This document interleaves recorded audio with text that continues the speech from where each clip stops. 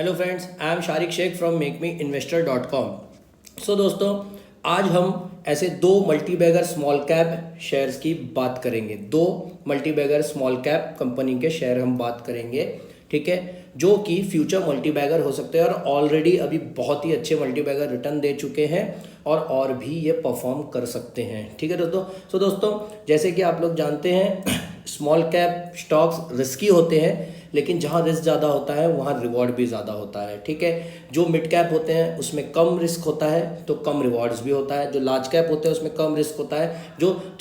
जो भी investor in दो स्मॉल कैप में इन्वेस्ट करना चाहते हैं वो अपना खुद का रिसर्च करें, अपना खुद का दिमाग लगाएं। और मेरे जो ये वीडियो में जो भी है ये आपके लिए कोई सजेशन नहीं है, ये एजुकेशन के हिसाब से आप लें, ठीक है। अपने रिस्क एपेटाइट के हिसाब से आप इन्वेस्टमेंट का डिसीजन लेते हैं। सो दोस्तों, हम स्टार्ट करते हैं। सबसे पहला शेयर हमारा स्मॉल कैप जो है, जो मल्टीबैगर है और बन भी सकता है आगे जाके, वो है IEX, इंडियन एनर्जी एक्सचेंज, ठीक है दोस्तों। तो जैसे कि हम करते हैं, सबसे पहला बिजनेस एनालिसिस करेंगे इसका, सेकंड हम इसका फाइनेंशियल एनालिसिस करेंगे, थर्ड हम इसको टेक्निकल एनालिसिस करेंगे, चार्ट में इसका हालचाल देखेंगे। तो सबसे पहले दोस्तों, इंडियन एनर्जी एक्सचेंज का बिजनेस क्या है। तो दोस्तों, मैं बहुत ही सिंपल टर्म में आपको यहाँ पे समझा दूँ। मैंने एक चार्ट बनाया है यहाँ पे देखिए, सिंपल यहाँ पे एक बायर जब हम स्टॉक ट्रेड करते हैं, जैसे आपको कल के इन्फोसिस का, TCS का स्टॉक लेना है, तो एक बायर होगा जो बाय करना चाहता है इन्फोसिस का स्टॉक, और एक सेलर होगा जो सेल करना चाहे। इन दोनों का कनेक्शन कौन करता है बीच में? आपका ब्रोकर। वो ब्रोकर आपका जीरोधा हो सकता है या आपका अपस्टॉक्स हो सकता है, जो भी आपके ब्रोकर हो, ठीक है। ये जीरोधा जो है ये आपका फैसिलिटेट करता है आपका ट्रांजैक्शन पूरा होने में। बायर और सेलिंग जब पूरा होगा वो एक ट्रांजैक्शन में कंप्लीट होगा, ठीक है। लेकिन जो स्टॉक्स की प्राइस कौन सेट करता है, स्टॉक का प्राइस कौन रेगुलेट करता है, वो करता है आपका एक्सचेंज, NSE और BSE। NSE and BSE brokers को अप्रूवल देते हैं जो कि आप लोग फैसिलिटेट कर सकते हो स्टॉक के परचेस और सेल को, ठीक है। यहाँ पे अब हम सेकंड, अगर मैं आपको इसका एक इंडियन एनर्जी एक्सचेंज का बिजनेस समझाने हुआ, सेम टू सेम जैसे आपको स्टॉक खरीदने के लिए जीरोधा के पास जाना पड़ता है, ठीक है, वहां बायर होता है, वहां से यहाँ पे भी अगर किसी कंट्री को इलेक्ट्रिसिटी बाय करना है कि उसको इलेक्ट्रिसिटी की कमी हो रही है, एक एग्जांपल, अगर नेपाल को इलेक्ट्रिसिटी की कमी हो रही है, वो इंडिया से बाय करना चाहता है, तो Nepal will be a buyer, electricity buyer, and India will be a electricity seller. लेकिन इन दोनों के बीच में जो फैसिलिटेट करेगा ट्रांजेक्शन पूरा होने के, वो करेगा आपका इंडियन एनर्जी एक्सचेंज। एक इलेक्ट्रिसिटी बाय करना है, सेल करना है, आप इंडियन एनर्जी एक्सचेंज के पास आएंगे, ठीक है, और यहाँ पे इसका फैसिलिटेट होएगा कि चलो इंडिया आप यहाँ से सेल करना चाहता है, नेपाल खरीदना चाहता है, मैं ये ट्रांजैक्शन कंप्लीट करूंगा। लेकिन यहाँ इसे मोनोपोली स्टॉक क्या बनाता है? इंडियन एनर्जी एक्सचेंज 95% मोनोपोली है, इसके आसपास भी कोई नहीं, लिस्टेड कंपनी कोई भी नहीं है, एक नॉन लिस्टेड कंपनी है, सिर्फ उसका 5% शेयर है। 95% लिस्टेड कंपनी का शेयर है इंडियन एनर्जी एक्सचेंज। इसकी मोनोपोली से ये बनाती है कि इसमें जैसे आप स्टॉक खरीदना चाहते हैं तो वहां पे जीरोधा सिर्फ एक फैसिलिटेट करेगा ट्रांजेक्शन, जीरोधा प्राइस कंट्रोल नहीं कर सकता, लेकिन इंडियन एनर्जी एक्सचेंज प्राइस भी कंट्रोल करता है, ट्रांजेक्शन भी कंट्रोल करता है। तो यहाँ पे कोई थर्ड यहाँ पे पार्टी नहीं है यहाँ पे, तो ये इसे एक मोनोपोली स्टॉक बना देता है। तो सिंपल मैंने आपको बता दिया, ये इलेक्ट्रिसिटी का एक्सचेंज करता है। किसी को इलेक्ट्रिसिटी की जरूरत है या किसी का ज्यादा इलेक्ट्रिसिटी वो बेचना चाहता है, तो इंडियन एनर्जी एक्सचेंज इंडिया के अंदर रेगुलेट करता है, ठीक है दोस्तों। अब हम आते हैं हमारे इसके वेबसाइट पे। वेबसाइट के ऊपर इसका प्रोडक्ट्स क्या क्या है। इसके प्रोडक्ट्स हैं day ahead product, term ahead product, cross border electricity trade भी करता है, रियल टाइम मार्केट में भी ट्रेड करता है, green term renewable energy certificate भी प्रोवाइड करता है और एनर्जी सेविंग सर्टिफिकेट भी प्रोवाइड करता है। इसके बारे में आप डिटेल इन पे क्लिक करके भी देख सकते हैं। अब कंपनी का अगर हम ओवरव्यू देखें, यहाँ पे कंपनी का अगर हम यहाँ पे बोर्ड ऑफ डायरेक्टर्स देखें, बोर्ड ऑफ डायरेक्टर्स कंपनी के कौन है इधर पे, ठीक है। कंपनी के जो चेयरमैन एंड मैनेजिंग डायरेक्टर है मिस्टर सत्यनारायण गोयल, इनके बारे में थोड़ा हम जानते हैं, ठीक है, सत्यनारायण गोयल के बारे में, ठीक है। Satyanarayan Goyal is a chairman and managing director of company with effect from February 19 2021 से इन्हें अपॉइंट किया गया है। यहाँ पे he has over 40 years of rich experience in different power sector. तो इससे, जैसे कि मैं हमेशा अपने वीडियो में बताता हूँ, सबसे पहला इंपॉर्टेंट फैक्टर होता है मैनेजमेंट। मैनेजमेंट अच्छा है तो बिजनेस अच्छा ग्रो होगा, शेयर प्राइस बढ़ेंगे, प्रॉफिट बढ़ेगा और शेयर होल्डर्स को मुनाफा होगा। 40 ईयर्स का इनका एक्सपीरियंस है यहाँ पे, ठीक है। और इनके प्रोडक्ट्स मैंने आपको बता दिया। आप मोटा मोटा समझिए, बहुत यूनिक बिजनेस है। ज़्यादा डीप में जाना है तो आप इनका पूरा वेबसाइट स्टडी कर सकते हैं यहाँ पे, ठीक है। तो ये इलेक्ट्रिसिटी ट्रेड करते हैं, जैसे हम स्टॉक ट्रेड करते हैं वैसे इलेक्ट्रिसिटी ट्रेड होगा। ये इंडियन एनर्जी एक्सचेंज है यहाँ पे, ओके। अब हम इसके बारे में थोड़ा, अगर इसके बारे में हम इधर पे आके जाने, इनके जो डॉक्यूमेंट्स और सर्कुलर्स में इनका यहाँ पे अबाउट अस में हम अगर देखेंगे यहाँ पे आके कंपनी का, ठीक है, देखिए यहाँ पे सब परचेज बिड और ये सब चल रहा है। देखिए यहाँ पे सब प्राइजेस है। अब बहुत ही डिटेल में यहाँ पे ना आप स्टडी कर सकते हैं इनके बारे में कि ये और क्या क्या इधर पे ये करते हैं, ठीक है। तो दोस्तों, मैंने आपको यहाँ पे इनका बिजनेस मोटा मोटा आपको समझा दिया। मोनोपोली बिजनेस है, एकदम मोनोपोली बिजनेस है, 95% मोनोपोली है इनका। अब हम आते हैं कंपनी के फाइनेंशियल्स पे, अगर आते हैं हम इधर पे, ठीक है। कंपनी एक स्मॉल कैप कंपनी है, जैसे कि मैंने आपको बोला। कंपनी का मार्केट कैप है 12,102 करोड़। कंपनी का करंट प्राइस है 404 रुपीज़। कंपनी ने हाई बनाया था 455 का, लो बनाया था 181 का, ठीक है। कंपनी का स्टॉक पी है 51.7, इंडस्ट्री पी है 24। कंपनी पी के हिसाब से ओवर वैल्यूड है, ठीक है। अच्छी कंपनी हमेशा आपको ओवर वैल्यू ही दिखेगी आपको, ठीक है। कंपनी 2017 में लिस्टेड हुई है, लेकिन कंपनी बिजनेस में बहुत पुरानी है। फिर भी मैं आपको सेल्स ग्रोथ 3 साल का ही है, हम देखेंगे 11.2% का सेल्स ग्रोथ है, ठीक है। मोनोपोली बिजनेस है।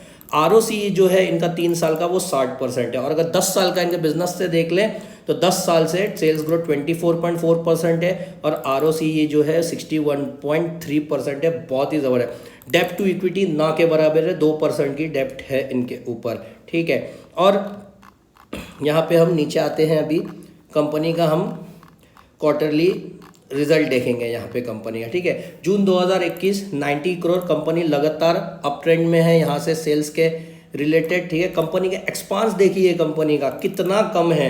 ऐसी कंपनी मल्टीबैगर बनती है, ये बहुत ही इंपॉर्टेंट फैक्टर है। कंपनी का सेल्स बहुत ज़्यादा है लेकिन कंपनी का एक्सपांस कम है। एक्सपांस कम होने का मतलब क्या होता है कि कंपनी को प्रॉफिट कमाने के लिए ज़्यादा खर्चा नहीं करना पड़ रहा, उसका प्रोडक्ट की वैल्यू वो बढ़ाते जाते हैं। मतलब ज़्यादा इंफ्रास्ट्रक्चर ये वो की ज़रूरत नहीं है, क्योंकि यहाँ ज़्यादा इनको कुछ करना नहीं है। ये एक टाइप के मार्केट प्लेस है, आपसे खरीदेंगे आपसे बेचेंगे। ये पूरी टेक्नोलॉजी ड्रिवन कंपनी है, इनके पास टेक्नोलॉजी है। जीरोधा को थोड़ी ना आपके लिए हिंदुस्तान यूनिलीवर खरीदना पड़ता है बेचने के लिए, वो तो जो बने हुए स्टॉक्स हैं उन्हीं को बेचते हैं। टेक्नोलॉजी बहुत स्ट्रांग चाहिए इसके अंदर, एक्सचेंज के बिजनेस, तो इनके एक्सपांस काफ़ी कम होते हैं, इनका ग्रोथ बढ़ता जाता है ऐसे। ऑपरेटिंग प्रॉफिट मार्जिन अगर आप यहाँ पे देख ले, ऑपरेटिंग पर क्या ज़बरदस्त ऑपरेटिंग है। तो ये कंपनी तो ग्रो होनी ही है अगर ये ऐसे सस्टेन करती रही। इनका नेट प्रॉफिट भी आप देख लो, इनका नेट प्रॉफिट भी अच्छा खासा है। यहाँ पे 64 करोड़ का, 90 करोड़ का सेल्स है, उसमें 64 करोड़ का नेट प्रॉफिट है। क्यों है? क्योंकि इनकी ऑपरेटिंग प्रॉफिट मार्जिन बहुत ज़्यादा है। अर्निंग पर शेयर्स भी आप देख लो, जब कोई कंपनी का नेट प्रॉफिट अच्छा हो, सेल्स अच्छा हो, एक्सपांस कम हो, अर्निंग पर शेयर्स भी बढ़ते हैं उनके, ठीक है। अब आते हैं हम इनके ईयरली ग्रोथ पे। अभी तक 341 करोड़ का सेल्स है, एक्सपांस देखिए 50 को कुछ है ही नहीं। मीन्स आप समझ रहे हैं, ये वॉरेन बफेट जी कहते हैं ऐसा बिजनेस चूज करो जिसको अपना वैल्यू बढ़ाने के लिए अपने एक्सपांस बढ़ाने की ज़रूरत नहीं है। आप एक बहुत ही आपको एक अच्छा एग्जाम्पल मैं देता हूँ, कोका कोला आज भी वही बना रहा है जो वो 20 साल पहले बना रहा था, 10 साल पहले बना, थोड़ा मोड़ा चेंज किया होगा। उसे बहुत कुछ नया प्रोडक्ट लाने की जरूरत नहीं पड़ रही, उसकी ब्रांड वैल्यू है वही। 2 रुपये का कोका कोला 5 रुपये हुआ, 5 का 10 हुआ, 10 का 15 हुआ, 15 का 20 हुआ, और ये 25, 30, 50 भी होगा। क्या कोका कोला को उसके लिए कोई नया फॉर्मूला लाने की जरूरत है? कुछ नहीं। उसकी ब्रांड वैल्यू बढ़ेगी, जैसे जैसे उसकी मार्केट में उसकी वैल्यू बढ़ेगी, लोग खरीदना चाहेंगे तो उसका बिजनेस बढ़ेगा, तो उसकी वैल्यू बढ़ती जाएगी उसके स्टॉक। उसको एक्सपांस करने की जरूरत नहीं है। अब जब उसका एक्सपांस वहीं रहेगा, उसका एक्सपांस सेल्स के सबसे ज़्यादा नहीं बढ़ेगा, तो उसका प्रॉफिट तो बढ़ना ही है। तो ये बहुत ही ज़बरदस्त चीज़ है। डिविडेंड भी कंपनी पे करती है। यहाँ पे कंपनी का जैसे मैंने ऊपर सेल्स ग्रोथ दिखाया, प्रॉफिट ग्रोथ देख लीजिए कंपनी का 10 साल का। 1 साल में तो स्टॉक सीधा डबल ही हो गया है, ठीक है, 3 साल में 34%। रिटर्न ऑन इक्विटी देखिए यहाँ पे कंपनी का 10, 5, 3 लास्ट 46, लगातार 40 के आसपास एवरेज चल रहा है। कोई है ही नहीं, मोनोपोली बिजनेस का ये बेनिफिट है। ठीक है, अब यहाँ पे कंपनी का रिजर्व देखते हैं, 491 करोड़ का रिजर्व, ये बोरोइंग ना के बराबर है कंपनी का। कैपिटल वर्क इन प्रोग्रेस कम है। क्यों कैपिटल वर्क इन प्रोग्रेस होगा? पूरी टेक्नोलॉजी ड्रिवन कंपनी, थोड़ी ना ये अपना यूनिट बनाने जा रही है इलेक्ट्रिक बेचने। आपसे खरीदेगी इंडिया से, दूसरों को बेच देगी, और उनसे खरीदेगी, दूसरों को बेच देगी। सीधा साधा हिसाब है इनका। ठीक है, कैश फ्रॉम ऑपरेटिंग एक्टिविटी लगातार बढ़ रहा है इनका, 304 करोड़ इनके पास कैश भी है। ठीक है, इनका यहाँ पे। अब कंपनी का हम यहाँ पे शेयर होल्डिंग पैटर्न देखिए, यहाँ एक कैच है कंपनी का। कुछ साल पहले कंपनी एक फ्रॉड में फंसी थी। ठीक है, इनसाइडर ने किसी ने फ्रॉड किया था, तो उसके वजह से कंपनी के जितने भी जो स्टॉक्स थे वो प्रमोटर्स से लेकर डाइवर्सिफाइड कर दिए गए। ठीक है, इसका मतलब ये नहीं कि कंपनी खराब है।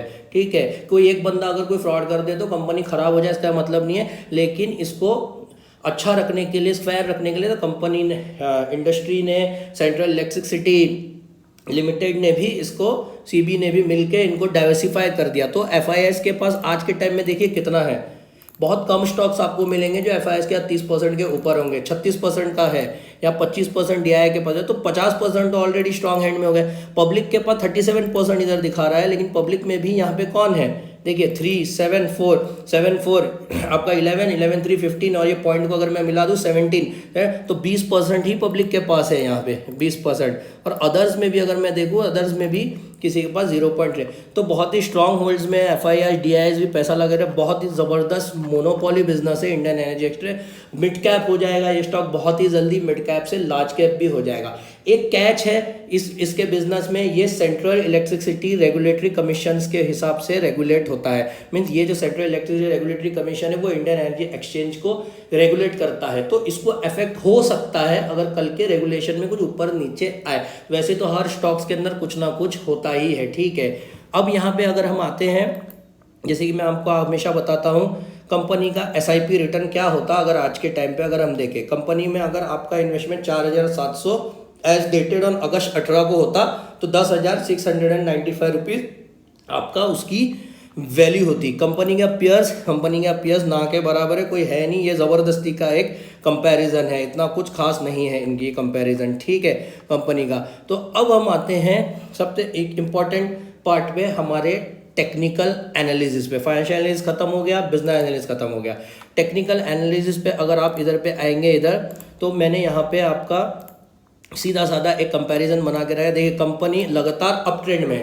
कंपनी कैसे चलती है इधर पे देखिए, मैंने यहाँ पे एक कर्व बना के रखा है। कंपनी ऊपर है, नीचे जाती है, ऊपर है, फिर थोड़ा ऊपर जाती है, नीचे जाके फिर नीचे आती है, फिर अब यहाँ से जो ये बन रहा है ना, अगर इसी ट्रेंड में ये चलती रही तो ये यहाँ तक फिर से ऊपर पहुँचेगी। तो लेटेस्ट टारगेट अगर मैं कंपनी का अगर यहाँ पे आपको गिनूँ तो कंपनी 503 के आसपास तो पहुँच ही सकती है कंपनी, और इसके ऊपर ये कंपनी चलती रहेगी। इसके ऊपर थोड़ा ऊपर नीचे वॉलेटिलिटी आएगी क्योंकि स्मॉल कैप कंपनी है ये। ठीक है दोस्तों, तो यहाँ पे चार्ट में देखिए, यहाँ पे ट्रेंड है, ये लगातार ट्रेंड है। देखिए यहाँ से ये बनता है, फिर यहाँ से करेक्ट होता है, फिर यहाँ से ऊपर जाता है, फिर यहाँ से करेक्ट होता है यहाँ पे। ठीक है, अगर फिबोनाची रिट्रेसमेंट हम लगा लें कि कंपनी का फ्यूचर प्राइस और क्या होता है, तो लेटेस्ट हम अगर यहाँ पे देखें, लेटेस्ट लो और लेटेस्ट हाई को हम यहाँ पे पकड़ लें, तो कंपनी यहाँ से, जैसे कि मैंने आपको बताया, कंपनी 504 तक तो जा ही सकती है। कंपनी 576, 647, 691 इसका लेटेस्ट टारगेट निकलते हुए आ रहा है। सो दोस्तों, ये हमारी पहली कंपनी का एनालिसिस खत्म होता है टेक्निकल एनालिसिस पे। अब मैं आपको, जैसे कि मैंने आपको बोला था, अब मैं आपको दूसरी कंपनी बताऊंगा जो कि आईटी इंडस्ट्री से है, जो कि है एफएल इंडिया लिमिटेड। सीधा इसकी वेबसाइट के ऊपर जाते हैं, इसका बिजनेस मॉडल समझते हैं। यहाँ पे मैं एक बार यहाँ पे एफएल इंडिया को डाल के रख देता हूँ ताकि मैं आपको आगे इसका बता सकूँ, और यहाँ पे भी हम एफएल इंडिया को चार्ट में भी बिठा के रख लेंगे ताकि हम आगे इसका एनालिसिस देख सके इधर पे। ओके दोस्तों, ठीक है, चलिए अब एफएल इंडिया के ऊपर आते हैं। देखिए सीधा साधा है, एफएल इंडिया एक आईटी कंपनी है।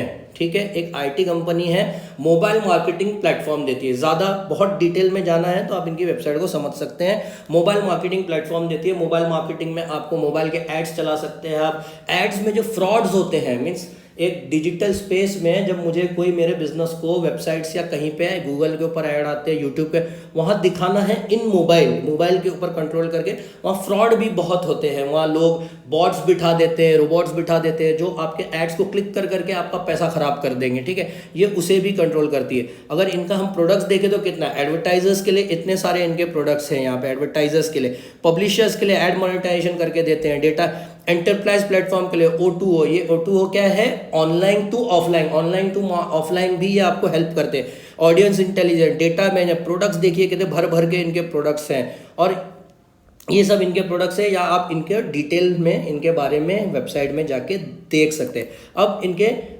लीडरशिप के बारे में देखिए, जैसे कि मैं हमेशा कहता हूँ, हमेशा एक कंपनी की जो जान होती है 90% is a leadership, 10% is a prize, okay. इनके लीडरशिप देखिए, जैसे कि आईटी कंपनी तो मेजरली आप अगर इनके ऊपर देखेंगे तो यहाँ पे आपको बहुत सारे आईटी वाले लोग मिलेंगे। देखिए chief architect officer, data and platform officer, ठीक है, इंटरनेशनल फाउंडर एंड चेयरमैन, इनके बारे में अगर हम जानेंगे तो ये क्या है, Anuj entrepreneur leadership and strategic has set FL on a growth path to be audience, इनके बारे में अगर लिखें, Anuj is a senior with 18 years of experience in leading tech and data platform based business, ठीक है, 18 साल का एक्सपीरियंस है इनके चेयरमैन को, और भी यहाँ पे बहुत सारे लोग हैं, आप इनके बारे में जान सकते हैं। एफएल इंडिया बहुत ही ज़बरदस्त एक मल्टी बैगर हो गया है, और ये आगे भी ये कंपनी चलती है। जैसे कि आप देख रहे हैं आईटी का बूम चल रहा है, और आईटी बूम में ही रहेगा, नीचे ऊपर तो होगा, लेकिन सबको आईटी की ज़रूरत है। ये कोविड ने आके सबको सिखा दिया, अगर आपका फिजिकल बिजनेस बंद हो जाता है तो आईटी आपको सरवाइव कर सकता है। अभी एक एग्जांपल, आप लोग घर के अंदर लॉकडाउन में थे, आपको कुछ भी खाने पीने का सामान लगा तो आप रिलायंस स्मार्ट, डी मार्ट, जैसे भी ऐप्स हैं, अमेजन, फ्लिपकार्ट, बहुत सारे ऐप है, आप उनसे तो खाना मंगा के आप खा सकते हैं ना।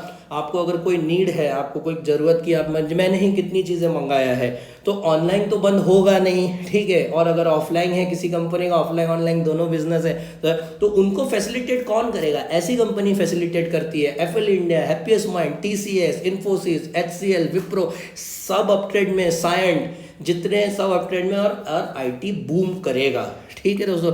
तो ये कंपनी का मैंने आपको मोटा मोटा यहाँ पे आप पढ़ सकते हैं, is a global technology with a proprietary consumer intelligence platform, ठीक है, that deliver consumer engagement, acquisition, transaction through relevant mobile advertising. Mobile advertising के ऊपर ज़्यादा इनका फोकस है, मेनली इनके जितने भी सर्विस है मोबाइल एडवर्टाइजिंग के बेस्ड है। क्यों मोबाइल एडवर्टाइजिंग के बेस है, तो दोस्तों देखिए बहुत ही पोर्टेबल चीज़ है, मीन्स आज मेजोरिटी ऑफ आपका टाइम, अगर आप मेरी तरह आईटी के बिजनेस में नहीं हो, मेरा खुद का भी आईटी का बिजनेस, मेरी तरह बिजनेस में नहीं हो, तो मेजोरिटी ऑफ लोग क्या करेंगे, अगर उसे कोई न्यूज़ चाहिए, इंटरनेट के बेस्ड डेटा चाहिए, तो मोबाइल ही निकालेंगे, है ना, मोबाइल, अनलेस एंड अनटिल वो लैपटॉप और टैब लेके थोड़ी ना हमेशा, वो बहुत ही पोर्टेबल चीज़ है, उन्होंने बहुत ही अच्छा टारगेट प्रोडक्ट निकाला है। सो कंपनी का बिजनेस तो बहुत ही ज़बरदस्त है। अब कंपनी के फाइनेंशियल्स के बारे में जानते हैं। जैसे कि मैंने आपको कहा, कंपनी एक आपका 10,000 करोड़ की प्लस स्मॉल कैप कंपनी। देखिए यहाँ पे थोड़ा सा इसका की पॉइंट्स भी है, मैं आपको दिखा दूँ।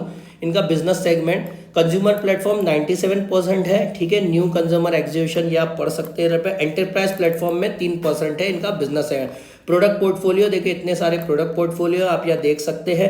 रेवेन्यू मिक्स क्या है, 47% इंडिया में है, रेस्ट ऑफ द वर्ल्ड 53%। तो ये बहुत ही इंपॉर्टेंट पैरामीटर है कि एक जगह डिपेंडेंट नहीं। देखिए मोस्टली जो आईटी बिजनेस होते हैं ना, आप सबका मॉडल उठा के देख लिए, इनका यूएस, सिंगापुर, चाइना, यूरोप, यहाँ पे इनका बेस होता है, क्योंकि डिजिटल बिजनेस है, कहीं भी आप पहुंच सकते हो अपना बिजनेस लेके, आपको जरूरी नहीं है कि आपको दुकान उठा के वहां लेके जाना है। तो इंडिया के अंदर 47% है, तो ये इनका डाइवर्सिफाइड रेवेन्यू भी हो गया। टॉप 10 वर्टिकल्स क्या है, 74% रेवेन्यू कंट्रीब्यूशन कहाँ से आता है, e commerce, edtech, entertainment, C category है, fintech, foodtech, FMCG, gaming, groceries, health tech. Product wise अगर आप देखें तो यहाँ पे सब दिया है। रिसेंट एक्विजिशन, कंपनी एक्विजिशन भी कर रही है, देखिए अच्छी कंपनीज को, विजुरी प्लेटफॉर्म, शॉप, रेवेक्स, मीडिया स्मार्ट ऐप, ना इनके बारे में आप गूगल पे फ्यूचर एक्शन एंड ग्रोथ क्या बोलती है, working toward Apple 2.0 strategy, vernacular verticalization, vernacular enable hyper, इनका कुछ प्रोडक्ट होगा, आप जाके वहां देख सकते हैं वेबसाइट पे डिटेल। मोबाइल फोकस, जैसे कि मैंने आपको बताया ये मोबाइल फोकस्ड है। 95% of its business is mobile apps, advertising focus and mobile advertising spend is projected to reach a share of 64% of total data spent by 2022. ठीक है। अब यहाँ पे देखेंगे कंपनी का market cap 10,911 crore, small cap company है। Current price देखिए, current price देख के आपको महंगा लगेगा, महंगा सस्ता कुछ नहीं होता दोस्तों। ऐसे तो एमआरएफ भी बहुत महंगा लगेगा आपको, ठीक है ना, ऐसे दीपक नाइट्रेट भी आज के टाइम में। लेकिन जो लोग महंगा देख के बैठ जाते हैं कि महंगा है, वो देखते ही रह जाते हैं, स्टॉक ऊपर जाता ही रहता है, अच्छा स्टॉक रुकता नहीं है। करंट प्राइस 4,4094, हाई बनाया था 6,289, लाजमी था करेक्ट होना इसे, क्योंकि बहुत ही तेज आईटी स्टॉक भाग गए थे। अगर आप टीसीएस भी अभी देखोगे तो थोड़ा करेक्टेड, सब आईटी स्टॉक थोड़ा थोड़ा करेक्टेड है। लो था 2080, ये एक साल का ही है। स्टॉक पी 71 लाजमी है, बहुत ज़्यादा भागा था। इंडस्ट्री पी 24 है, अच्छा स्टॉक, कम स्टॉक पी कभी नहीं होगा अच्छे स्टॉक्स का, ठीक है। डेप्ट टू इक्विटी 0.33% का डेप्ट है, ठीक है। यहाँ पे कंपनी का अगर 3 साल का सेल्स ग्रोथ देखे 45.6%, बहुत ही ज़बरदस्त है। आरओसी 40, हर आईटी कंपनी का आरओसी अच्छा ही होता है, क्योंकि इनके बिजनेस में एक्सपांसेस बहुत कम होते हैं। जैसे कि मैंने आपको पहला बताया कि वॉरेन बफेट हमेशा कहते हैं ऐसा बिजनेस ट्राई करो, चूज करो जिसका एक्सपांस कम हो। उनके पैरामीटर में ये है लॉन्ग टर्म स्टॉक जो एक्सपांस कम हो और उसकी वैल्यू वो बढ़ाता जा सके, ठीक है। आईटी बिजनेस इसके अंदर बहुत ही माहिर है, आईटी बिजनेस बहुत ही कम इनके एक्सपांस होते हैं। क्वार्टरली रिजल्ट अगर देखें 152 करोड़ का क्वार्टरली रिजल्ट है जून 2021 का, जो कि हाईएस्ट एवर है। पिछला जून 2020 90 था, तो ऑलमोस्ट 30-40% का यहाँ पे ग्रोथ आ गया है। मार्च 2021 142, मार्च 2000 सीधा डबल हो गया है। मैंने आपको कहा ना, कोविड जब से आया तो बूम हो गया आईटी के अंदर, ठीक है। यहाँ पे एक्सपांसेस कंपनी का 117 करोड़ का एक्सपांस है इधर। नेट प्रॉफिट कंपनी का 36 करोड़ का नेट प्रॉफिट है। Operating profit margin IT company का हमेशा अच्छा होता है, यहाँ पे 23% का है। और सेम टू सेम जब मैं आपको हमेशा कहता हूँ, जैसे नेट प्रॉफिट अच्छा है कंपनी का, सेल्स अच्छा है, ऑपरेटिंग प्रॉफिट मार्जिन अच्छा है कंपनी का, ईपीएस में आपको वो दिखेगा, यहाँ पे ईपीएस भी बढ़ेगा, ठीक है। अब कंपनी का अगर ईयरली सेल्स देखें तो अभी तक 579 करोड़, जो कि हाईएस्ट एवर है इधर पे, ठीक है। कंपनी का ऑपरेटिंग प्रॉफिट मार्जिन ईयरली भी मेंटेन 25% है अभी। कंपनी का जो नेट प्रॉफिट है वो 152 करोड़ का है, जो कि हाईएस्ट एवर है। कंपनी का जो ईपीएस है 58.96, जो कि हाईएस्ट एवर है, ठीक है। कंपनी का स्टॉक प्राइस सीएजीआर 94%, सीधा डबल के आसपास बढ़ गया है। Return in equity 50-46, 69, 114, profit growth, sales 40 से बहुत ही ज़बरदस्त कंपनी है। अगर ये इस हिसाब से चले और थोड़ा सा एवरेज आउट भी हो जाए तो भी कंपनी कमाल की है ये, ठीक है। कंपनी के रिजर्व 333 करोड़ का रिजर्व है। एक स्मॉल कैप कंपनी के लिए इतना बड़ा रिजर्व होना बहुत ही ज़बरदस्त बात है। 119 करोड़ का, जैसे मैं अपने ऊपर बताया मैंने आपको, 33% का इनका डेप्ट है, जो कि कुछ नहीं है इनके बिजनेस के सामने, ये कमा के ही निकाले। अब देखिए, जैसे कि मैं हमेशा कहता हूँ, CWIP क्यों रहेगा? कैपिटल वर्क इन प्रोग्रेस इनका ज़्यादा नहीं होता। आईटी कंपनी है, बहुत ज़्यादा इंफ्रास्ट्रक्चर की जरूरत नहीं है, इंटरनेट, लैपटॉप और एक सर्वर से काम हो जाता है इनका, ठीक है ना।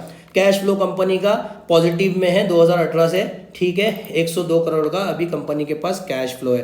कंपनी का डेप्टर डेज भी यहाँ पे 76 और एवरेज आउट है, थोड़ा सा बढ़ गया है 2018 से, लेकिन हो सकता है जैसे अभी पेंडेमिक आया है या इनके प्रोडक्ट्स भी बढ़े हैं, ये बहुत से पैरामीटर पे डिपेंड करता है।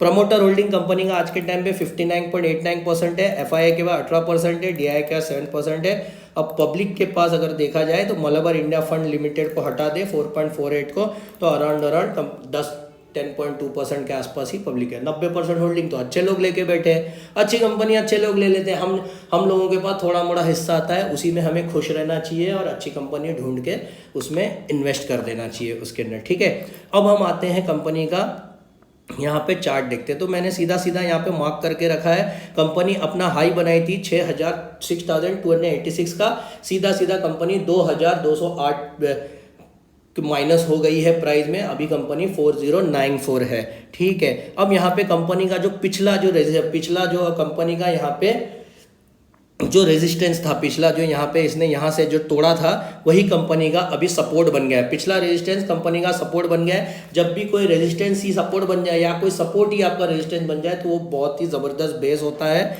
ठीक है। यहाँ पे ऑलरेडी कंपनी करेक्टेड है, अगर कोई लेना चाहे यहाँ पे जिनके पास है वो भी यहाँ पे ले सकते हैं, जिनके पास नहीं है वो भी यहाँ पे ले सकते हैं। इसके नीचे जाने की ज़्यादा उम्मीद मत करो, चला गया तो और अच्छी बात है, एसआईपी के फॉर्म में थोड़ा ले लो, या चाहे तो यहाँ पे आप ले सकते हैं। कंपनी अपने रीसेंट हाई तक तो ज़रूर जाएगी, इसके ऊपर कितना तक जाती है वो हम बाद में देख सकते हैं। मैं इसमें फिबोनाची रिट्रेसमेंट नहीं लगाऊंगा, क्योंकि इतना पहले जाने दो, फिर बाद में एक वीडियो और बना दूंगा जो उसके बाद इस लेवल के बाद फिबोनाची डिटेल्स है, इतना पहले इसे पहुंच जाने दीजिए। ठीक है, तो दोस्तों इस तरीके मैंने आपको 2 स्मॉल कैप मल्टीबैगर स्टॉक बताए हैं जो कि अपने अपने बिजनेस में एक टाइप के मोनोपोली हैं। ठीक है, एप्पल इंडिया का भी अच्छा खासा मोबाइल फोकस बिजनेस है और आईएक्स का तो मैंने आपको बता दिया, जबरदस्त मोनोपोली।